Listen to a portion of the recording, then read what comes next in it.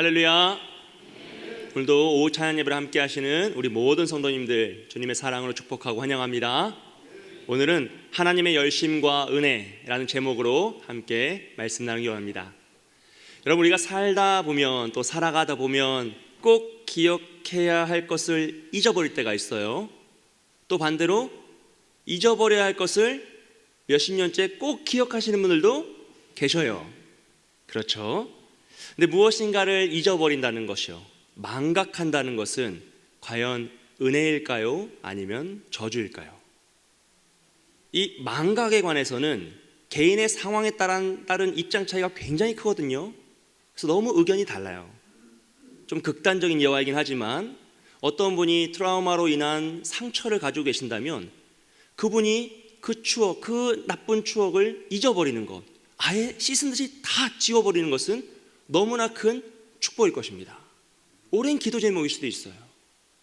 반대로요, 알츠하이머 같은 질병으로 인하여서 사랑하는 가족들을, 그 추억을, 그 소중함을 조금씩 놓치고 싶지 않지만 잊어버린다는 것은 너무 슬픈 일이고, 본인뿐만 아니라 가족에게도 너무 슬픈 일이고, 어떤 의미에서는 저주와 심판처럼 여겨질 수도 있습니다.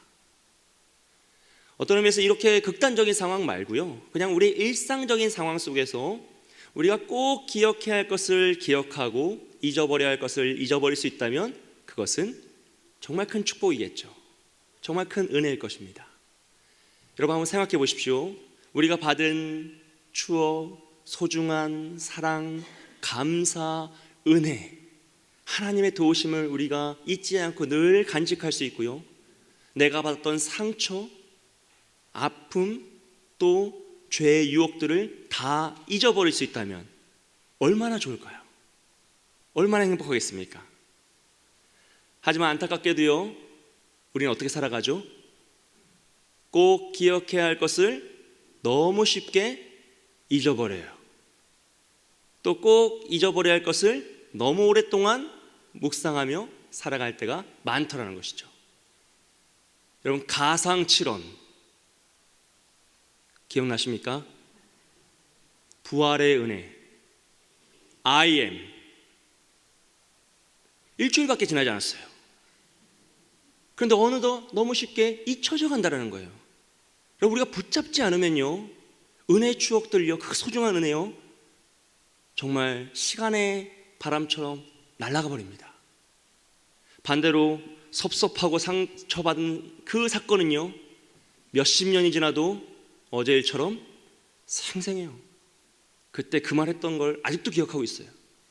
잊을만도 한데. 결국 망각은요, 죄가 아닙니다, 여러분. 망각은 죄가 아닌데, 죄에 물든 우리의 본성이 그 망각을 죄의 도구로 사용할 수 있다라는 것이에요. 하지만 오늘 말씀은요, 우리의 망각이 하나님의 열심과 하나님의 은혜를 막을 수 없다라는 사실을 보여주고 있습니다. 오늘 본문의 말씀은 야곱의 이야기를 다루고 있어요. 야곱은 우리가 잘 아는 것처럼 어머니의 태중에 있을 때부터 또 태어나는 과정까지 매우 독특한 사람이에요. 태중에서 그는 형과 싸웁니다. 굳이 싸워요. 그리고 태어날 때도 형 뒤꿈치를 잡고 태어나죠. 그런 사람 별로 없거든요, 여러분. 안 들어보셨죠? 거의 없어요. 누가 뒤꿈치를 잡고 태어나겠습니까? 그리고 그는 형 에서를 속여서 붉은 죽 한 그릇으로 장자의 그 장자권을 샀습니다.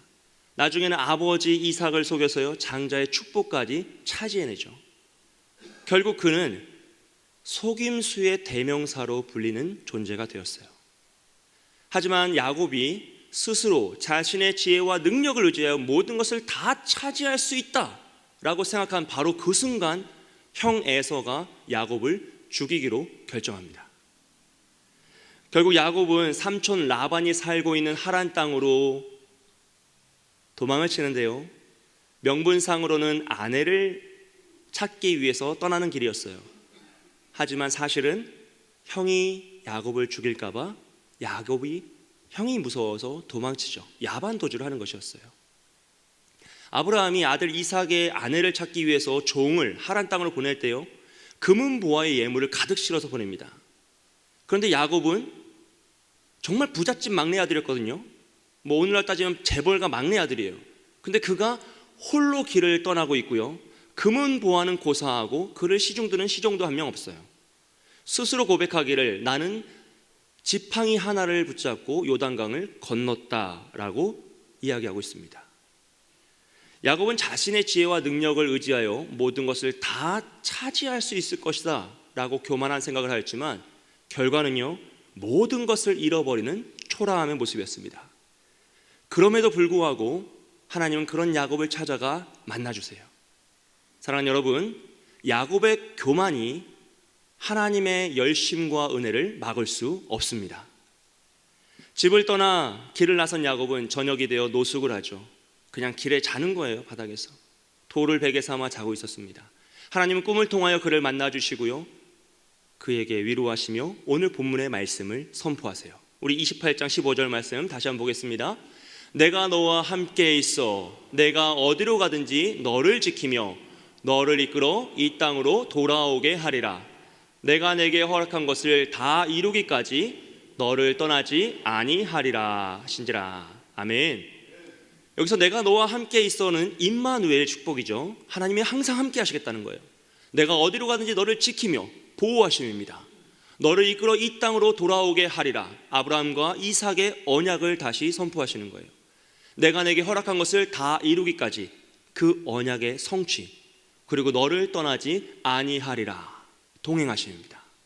결국 이 언약 약속의 말씀에서 처음과 끝은 무엇입니까? 내가 너와 함께하며 너를 떠나지 않겠다라는 하나님의 약속이죠. 잠에서 깬 야곱은 자신이 베고자 한 그 돌을 세워서 기름을 붓고요, 그곳을 베델, 하나님의 집이라 이름하였습니다. 그리고 하나님께서 정말 말씀대로 자신을 다시 이곳에 돌아오게 하시면 내가 하나님을 나의 하나님으로, 여호와가 나의 하나님이 되고 나는 하나님께 11조를 드리겠다라고 서원하였어요. 여러분, 사실 야곱은요 그렇게 좋은 사람이 아니에요. 성품적으로나 삶으로나 태도로나 그렇게 좋은 캐릭터가 아닙니다. 신앙의 모범이는 더욱더 아닙니다. 그럼에도 불구하고 하나님은 그를 먼저 찾아가 만나주시고 이런 놀라운 언약을 맺어 주신다라는 거죠. 그렇다면 야곱은 이제부터 자신과 동행하는 하나님을 인식하며 인정하는 믿음의 삶을 살았을까요? 물론 아닙니다. 여러분, 이 질문을 잘 기억하세요. 오늘 계속 반복되는 패턴이에요. 과연 야곱은 하나님을 인정하며 자신과 동행하는 그 하나님을 기억하며 살았을까? 그렇지 않다라는 것이죠. 하나님과 언약을 맺은 야곱은요 다시 길을 떠나요. 그리고 삼촌 라반이 있는 하란 땅에 도착하여 하란에서 20년의 세월을 보냅니다. 레아와 라헬을 위하여 14년, 삼촌 라반의 양떼를 위하여 6년의 세월을 보내죠. 그리고 그는 그 긴 세월 동안 하나님이 나와 함께 하신다라는 사실을 망각하며 살아가요. 삼촌 라반의 속임수로 레아와 라헬을 다 자신의 부인으로 얻을 때 그는 하나님의 뜻을 구하지 않습니다. 기도하는 장면이 전혀 없죠. 라헬이 자녀를 갖지 못할 때 그는 하나님을 찾지 않아요. 오히려 여종인 비라를 통해서 자녀를 낳습니다. 나중엔 여종인 실바를 통해서도 또 자녀를 낳죠. 결국 20년 동안 야곱은요 자신의 욕망대로 결혼하고 자녀를 낳는 일로 가득해요. 삼촌 라반과 자신의 품삯을 정할 때도요 그는 신비로운 방법을 깨달은 자신의 방법으로 라반을 속여 라반의 것을 훔치기 시작하였어요. 하나님이 고향으로 돌아가라 말씀하셨을 때도요 야곱은 라반과 상의하지 않고 자신의 가족들을 데리고 하란 땅을 도망치는 야반 도주를 선택합니다. 야반 도주를 통해서 약속의 땅을 떠나왔던 야곱이 다시 야반 도주라는 방법을 통해서 이 하란 땅을 도망치려고 하고 있는 거예요. 여러분, 결국 시간이 지나도요, 상황이 변해도요, 재물이 쌓여도요, 소원을 이루어도요, 야곱은 여전히 야곱입니다. 그는 여전히 속이는 자였어요. 그는 하나님의 동행하심을 망각하고 오직 자신의 지혜와 능력을 의지하여 살아가고 있습니다. 근데 여기서 참 재미있는 게요, 야곱은 이런 순간순간들마다 너무나 아름다운 종교적인 어휘를 사용하여 그 종교적인 신앙의 고백을 하고 있다는 것이에요. 가족들을 설득하여 이제 라반의 집을 도망치려 할 때요, 그 딸들은 라반의 딸이었잖아요. 자기 부인들은. 그러니까 아버지를 버리고 도망쳐야 되는 상황이거든요. 그때 뭐라고 하냐면요, 31장 9절에서 하나님이 이같이 그대들의 아버지의 가축을 빼앗아 내게 주셨느니라 라고 고백해요. 여러분, 하나님은 라반의 것을 빼앗아 야곱에게 주신 적이 없어요. 야곱이 라반을 속여 그의 것을 빼앗은 거죠. 물론 라반도 야곱을 속이고요, 서로 속이고 있는 거예요. 라반 삼촌과 다툴 때에도요, 야곱은 이렇게 고백합니다. 31장 42절 말씀입니다. 우리 아버지의 하나님, 아브라함의 하나님, 곧 이삭이 경외하는 이가 나와 함께 계시지 아니하셨더라면 외삼촌께서 이제 나를 빈손으로 돌려보냈으리마는 하나님이 내 고난과 내 손의 수고를 보시고 어젯밤에 외삼촌을 책망하셨나이다. 아멘. 여러분, 야곱의 말을 잘 들여다보면요, 그가 정말로 하나님만 의지하여 살아가는 것 같지 않습니까? 정말 믿음의 태도가 좋은 사람처럼 보여요. 그런데 야곱의 삶을 자세하게 들여다보면요, 그는 하나님을 의지하는 사람이 아니라 하나님을 이용하는 세련된 종교인이라는 것을 알 수 있습니다. 너무 멋진 말들로 포장하지만 사실 그의 삶에는 이 입술의 고백을 증명할 태도가 없어요. 삶의 열매가 없죠. 오직 말만 있습니다. 그는 하나님이 자신과 동행한다는 사실을 망각하고요, 자신의 지혜와 능력을 의지하여 자기 뜻대로 살아가고 있습니다. 그럼에도 불구하고 하나님은 야곱을 지켜주세요.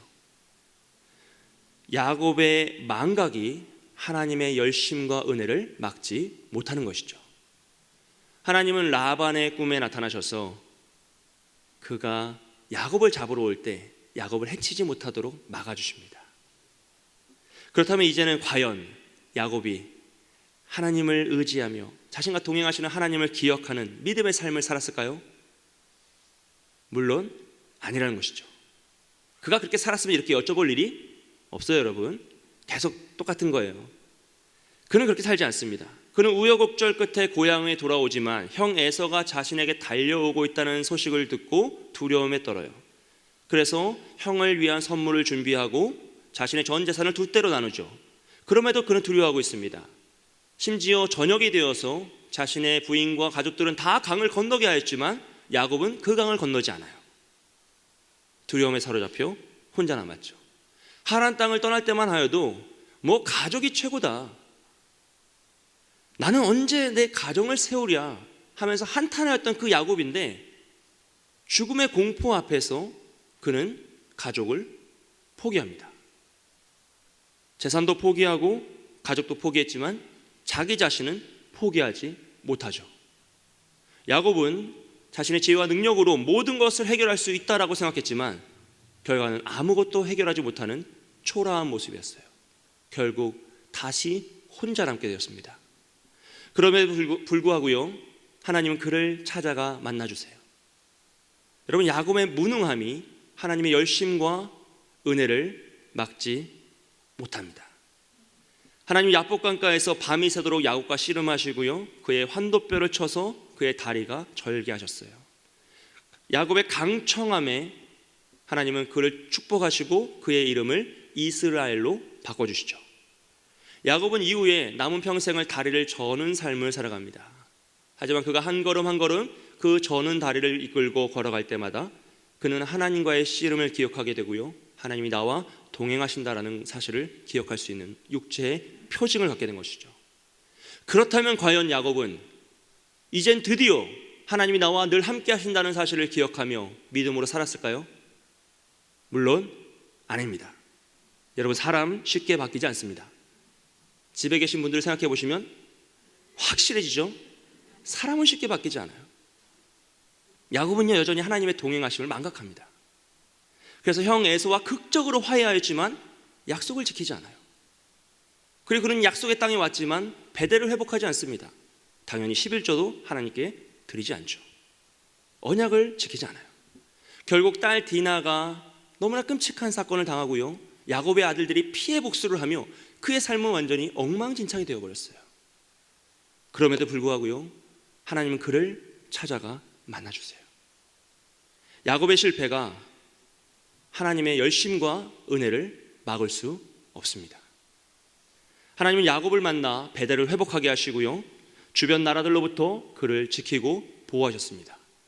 그렇다면 이젠 드디어 확실하게 야곱이 하나님이 나와 함께 하신다는 사실을 믿고 믿음으로 살아갔을까요? 물론 아닙니다. 여러분, 사람은 정말 쉽게 변하지 않아요.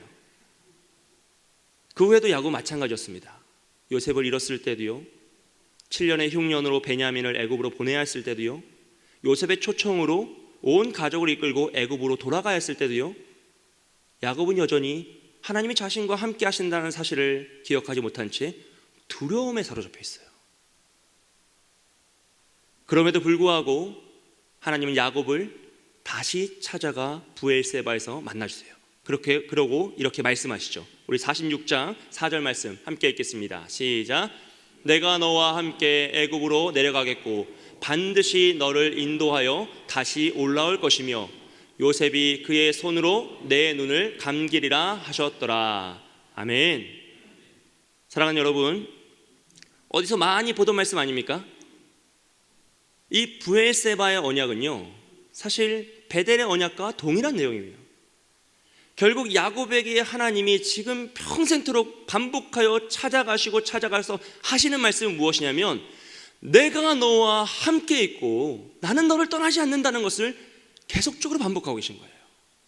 삶의 수백 번의 순간에, 수많은 그 사건 사고에 늘 찾아오시고 먼저 찾아오셔서 그가 포기한 그 순간에도 하나님은 찾아오셔서 또 말씀하십니다. 내가 너와 함께하리라. 그것이 바로 야곱을 향한 하나님의 약속이세요. 시작과 과정과 끝, 모든 것이 다 하나님이 동행하신다는 사실입니다. 사랑하는 여러분, 야곱의 인생은요, 완성을 보여주는 것이 아니라 과정을 보여주고 있습니다. 계속 망각하고 무지하게 자신을 의지하여 실패하지만 여전히 하나님이 그럼에도 불구하고 야곱을 찾아주시고 만나주시고 지켜주시고 도와주시는 그 하나님의 열심과 은혜를 반복하여 설명하는 것이 야곱의 인생이에요. 그래서 야곱의 이름에 우리의 이름을 넣으면요, 거의 비슷해요. 여러분, 지금까지 들으셨던 그 야곱의 본인의 이름 한번 넣어보세요. 틀린 게 하나도 없어요. 나의 지혜와 능력을 의지하여 모든 것을 차지할 수 있다고 생각하고요, 모든 것을 해결할 수 있다고 생각하고요, 내 뜻대로 되면 다 잘 될 거라 애를 쓰며 그 길을 달려가는 것이 우리의 인생이죠. 결국 넘어지고 실패하고 엉망이 되어버린 그 순간에도 하나님은 또 우리를 찾아오셔서 내가 너와 함께하고 있단다, 내가 너를 사랑한단다라고 지켜주시는 거예요. 그렇기 때문에 오늘 말씀이 우리에게 은혜가 되고 소망이 되는 것입니다. 여러분, 야곱과 동행하신 하나님께서 오늘 우리와도 동행하심을 믿습니다. 그래서 우리가 아무리 망각할지라도요, 하나님은 또 우리를 찾아오셔서 우리를 향한 하나님의 열심과 은혜를 막을 수가 없는 거예요. 여러분, 실패가 두려우십니까? 여러분의 실패가 하나님의 열심과 은혜를 막을 수 없습니다. 여러분의 능력이 부족하십니까? 여러분, 우리의 무능함이 하나님의 열심과 은혜를 막을 수가 없어요. 우리가 열심히 찾고 유능하여 하나님을 만났던 것이 아니듯이 우리가 아무리 실패하고 무능하고 죄를 지을지라도 우리를 향하신 하나님의 사랑과 하나님의 은혜요, 우리를 찾아오시는 하나님의 열심을 막을 수 있는 것은 그 무엇도 없습니다. 우리가 우리의 지혜로 능력을 의지하여서요, 모든 것을 차지할 수 있다고 교만할 그때에도요, 모든 것을 해결할 수 있다고 생각하는 그 교만한 때에도요, 결과적으로 모든 것이 엉망진창이 되어버린 그 초라함의 순간에도요, 하나님은 여전히 우리와 함께 하십니다. 할렐루야. 물론 우리는요, 또다시 하나님의 함께 하심을 망각할 것입니다. 왜냐하면 우린 야곱과 같은 자들이거든요. 이 문제만 해결되면, 이 소원만 응답되면, 이 아픔만 치유되면, 내 자녀들의 입시만, 취업만, 결혼만, 출산만, 수많은 간구를 하지만 여러분, 이 모든 정말 간구의 제목들이 다 응답되면 우리는 정말 우리와 함께 하시는 하나님을 기억하며 믿음으로 살아갈 수 있을까요? 그럴 수 없다는 거예요. 여러분, 우리는 또 망각하게 됩니다. 그러나 가장 중요한 사실은요, 우리의 망각과 무지와 무능과 실패가 우리를 향하신 하나님의 열심과 은혜를 막을 수 없다라는 사실이에요. 여러분, 그렇기 때문에 우리는 소망을 우리에게 듣는 것이 아니라 하나님께 두어야 합니다. 우리는 그 무엇도 소망도 없는 존재들이죠. 오직 하나님의 열심과 그 은혜가 우리를 사로잡기에 이곳에 있는 것입니다. 그리고 그 하나님께서 우리의 가족들과 우리의 자녀들과 우리가 사랑하는 전도 대상자들을 찾아가 만나 주실 걸 믿습니다. 은혜 주실 것을 믿어요. 그들을 찾아가셨어요. 믿음을 주실 걸 믿습니다. 왜냐하면 이것이 하나님의 아버지의 마음이기 때문이에요. 우리 디모데전서 2장 4절 말씀 함께 읽어보겠습니다. 시작. 하나님은 모든 사람이 구원을 받으며 진리를 아는 데 이르기를 원하시느니라. 아멘. 사랑하는 여러분, 우리는 복음을 전하는 일에 있어서 소극적일 때가 있어요. 어렵게 생각하는 경향이 있습니다. 또 이게 유교 문화여서 우리가 너무 겸손해요. 하지만 여러분, 인식을 바꾸셔야 돼요. 우리가 기도할 때도요, 너무 겸손해서 주여 부족하지 않게 하옵소서로 기도하거든요. 여러분, 인식을 바꾸십시오. 말을 바꾸세요. 능히 감당할 수 있도록, 차고 넘치도록 하여 주옵소서. 똑같은 목적인데 어휘가 다르고 방향성이 다릅니다. 긍정적으로 더 선포하시고 하나님의 축복을 선포하십시오. 전도도 마찬가지입니다. 여러분, 우리는요, 수비수가 아니라 공격수예요. 교회와 복음은 공격을 하는 것이에요.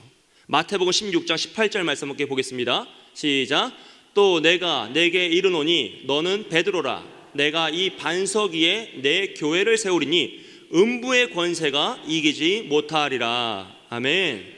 여기에서 음부의 권세는요, 사탄 마귀가 교회를 공격하는 권세가 아닙니다. 여러분 각주 성경에 있는 분들은 꼭 한번 찾아보세요. 이 음부의 권세는 원어적으로 문이에요. 대문을 의미합니다. 즉 복음을 가지고 있는 우리 반석 위에 세워진 교회가 복음으로 사탄 마귀의 그 문을 부수고 나가는 것이 전도예요.